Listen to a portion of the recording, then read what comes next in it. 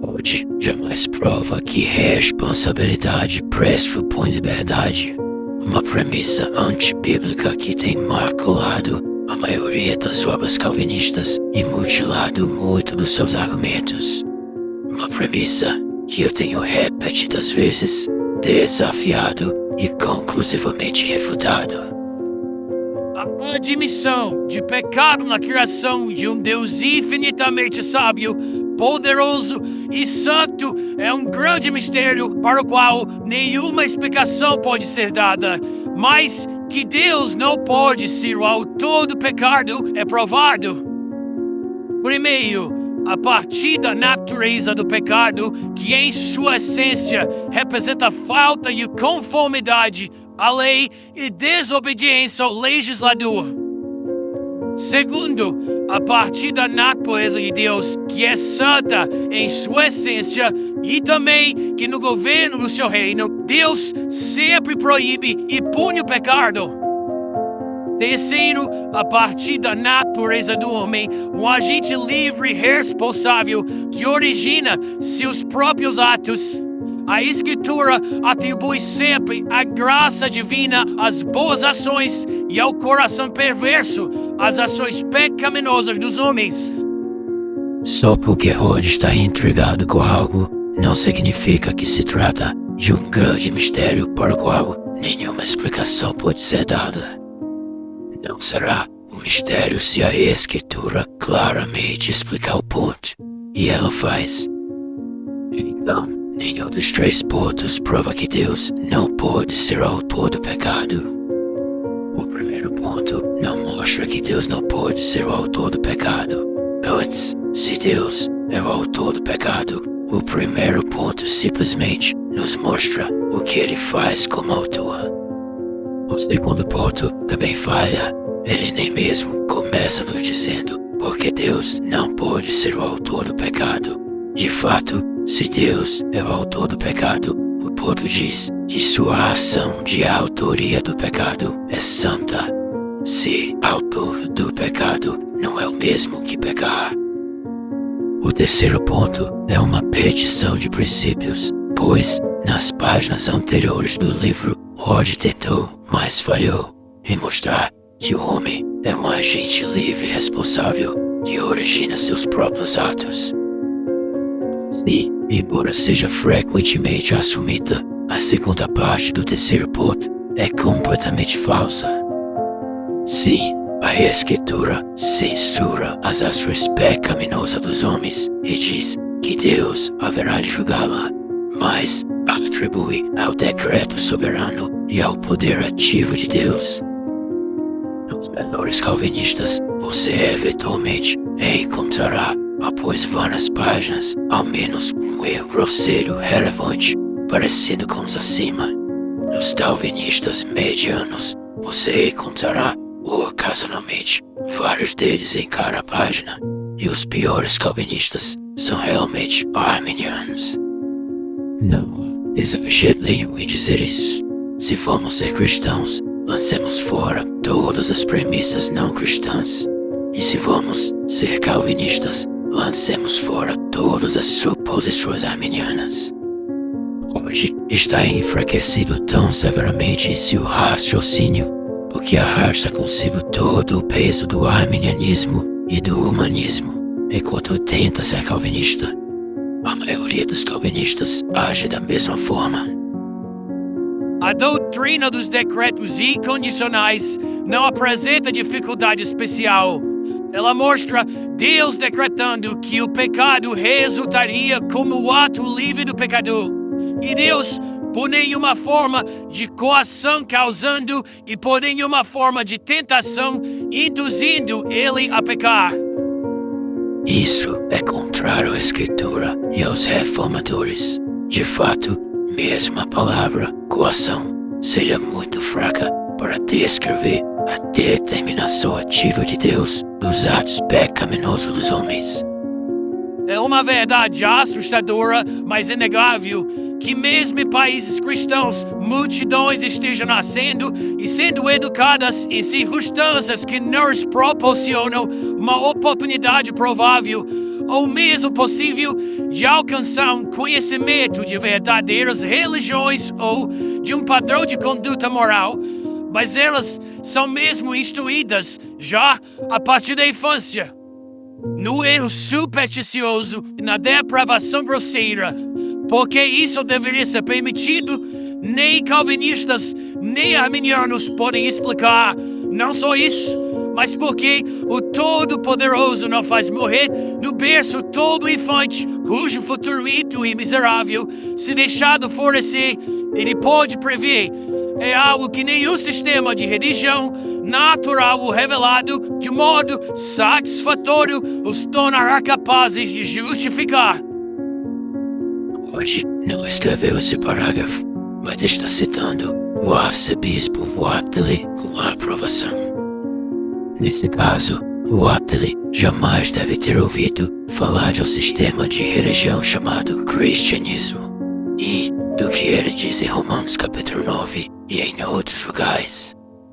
Essa questão assume que o único propósito de Deus para uma pessoa é sua santidade e felicidade, mas isso não é verdade. É como se essa pessoa fosse completamente cega para o que a Escritura ensina e o calvinismo afirma. O decreto da eleição unicamente assegura o arrependimento e a fé dos eleitos. Mas a certeza antecedente de um Papa livre não é inconsistente com a liberdade dos eleitos. De outro modo, a presciência segura de um Papa livre seria impossível. O decreto da eleição não causa a fé e não intervém no agente em ação. E certamente não substitui a absoluta necessidade dela. Esse princípio me fez rir em voz alta. E não pude deixar de sorrir ao lê-lo mais uma vez agora. Trata-se de uma sofrível petição de princípio. O autor diz que a presciência divina precisa ser compatível com a liberdade humana. Caso contrário, a presciência divina seria impossível. Isto é, ele primeiro insiste na existência da liberdade humana, e se isso contradiz a presciência divina deve ser impossível, e não é a liberdade humana ser falsa. Todavia, como a presciência divina também é verdadeira, a liberdade humana precisa ser compatível com a presciência divina.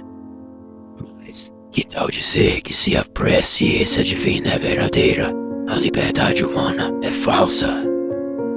Concorde, a compatibilidade entre as duas não é bíblica ou logicamente demonstrada, mas afirmada à força, pois Rod não está, ao menos neste parágrafo, disposto a deixar escapar a presciência divina ou a liberdade humana, sobretudo a liberdade humana.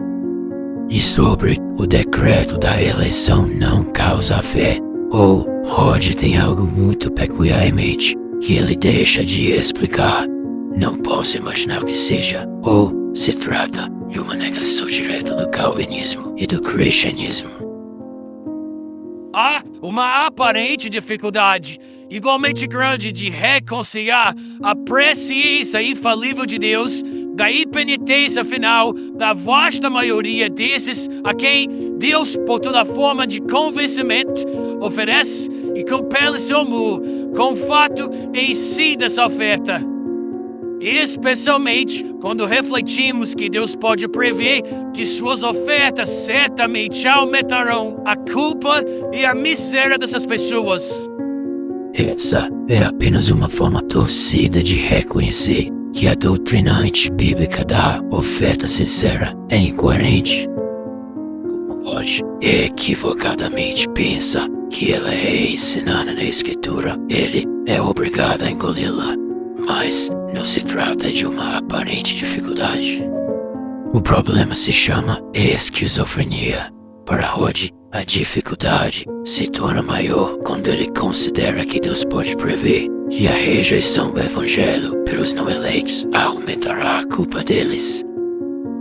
Mas a doutrina bíblica é direta e coerente. Não há oferta sincera. Deus ordena que todos os homens em todos os lugares se arrependam. Os eleitos vão obedecer e serão salvos, mas os réprobos vão desobedecer e serão condenados. Demais, por causa da providência e do decreto ativo de Deus, os réprobos já são pecadores e já estão destinados ao inferno. A escuta e a rejeição do Evangelho aumenta essa culpa, e é exatamente isso o que Deus deseja. Confira em 2 Coríntios capítulo 2, versículo 14, 15 e 16. Não há aparente dificuldade. A criação contínua é inconsistente com as nossas intuições originais e necessárias da verdade em todas as suas formas, física, intelectual e moral. Nossas intuições originais nos asseguram da existência real e permanente de forças atuantes na forma de elementos espirituais e materiais e de nossos próprios espíritos por causa de ações reais e autodeterminantes e, portanto, como agentes morais responsáveis. Mas, se essa doutrina é verdadeira, essas intuições primárias e essenciais à nossa natureza nos enganam. E se elas nos enganam, o universo inteiro é uma ilusão. Nossa própria natureza, uma desilusão e o ceticismo absoluto e inevitável. Pode tentar refutar a criação contínua. A questão aqui não é se a criação contínua está correta. A questão é que a refutação de Rod é terrível. Entre outras coisas, ela é uma demonstração espetacular de raciocínio circular. Ele diz que a criação contínua contradiz a nossa intuição, de forma que se a criação contínua está correta, nossa intuição está errada. E se a nossa intuição está correta, a criação contínua é que está errada. E daí, primeiro, ele fala em mostrar que a nossa intuição é universal. A minha própria intuição certamente não me diz tudo isso que ele afirma aqui.